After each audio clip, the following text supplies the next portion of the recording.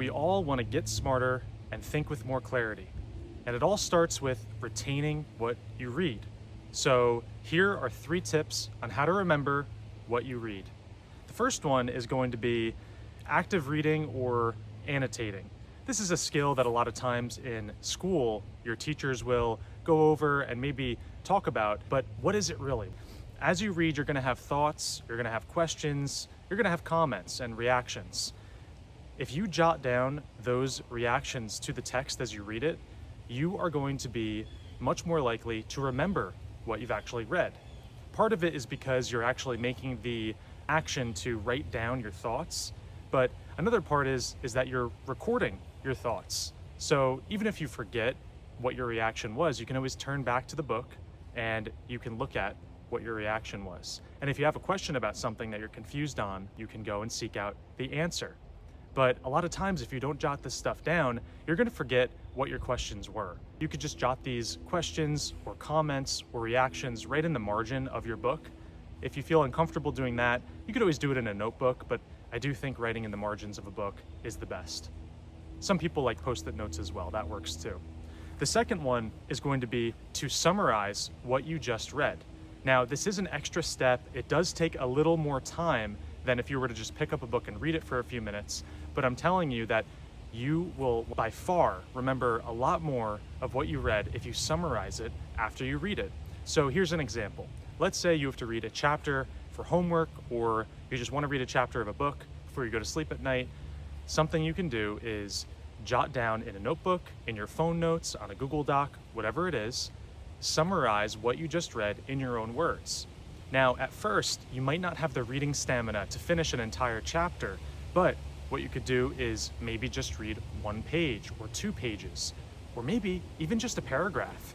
So if you read whatever amount it is, it could be small, it could be large, take a few minutes and summarize what you just read in your own words. And this is another opportunity where you can basically include questions that you have, and you should have questions.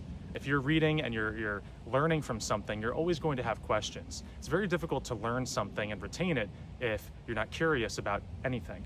So summarize what you just read in your own words, take a few extra minutes after you read, and you will be a lot more likely to remember what you just read. The last one that we're going to talk about is discussion. This is one that a lot of people underestimate, but it's really important. I think there's this stigma about discussions. People think about being in school and having a class discussion, and yeah, there's a few kids who talk, but not everybody talks, and people get a little uncomfortable with talking. Well, when you grow up, when you're an adult, discussing what you've read is a very important tool to remember what you've read and help you understand it too. So here's an example. What you could do is you could talk to somebody else. You could talk to a friend who's maybe read that book before and tell them your thoughts on it. Ask them questions, listen to what they have to say. This will all help you to remember what you've read. Now, if you don't know somebody who's read the same text that you're reading, that's okay. You can talk to yourself. Now, I know that sounds weird, but what you could do is literally record a voice memo on your phone. So just record yourself basically talking for a few minutes about the topic or about what you've just read. This will absolutely help you remember what you read. Finally, if those first 2 options aren't available, let's say you have a phone that doesn't really have access to a voice memo, or maybe you just don't really like that idea of talking to yourself, and let's say you don't have a friend that you could talk to, the third option for discussion would be use AI. ChatGPT has a updated version now of the voice assistant where you could basically speak to the AI and ChatGPT will talk back to you. You can change the voice to, whichever one you like the most. That doesn't really matter. What matters is that you're speaking and something else is responding.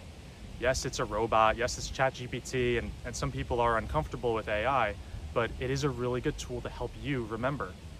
And what works with this is that when you activate the voice assistant mode with ChatGPT in particular, it flows a lot more like a natural conversation, because in the middle of ChatGPT's response, you can butt in with a question or a comment, and ChatGPT will stop what they're saying and listen to what you're saying.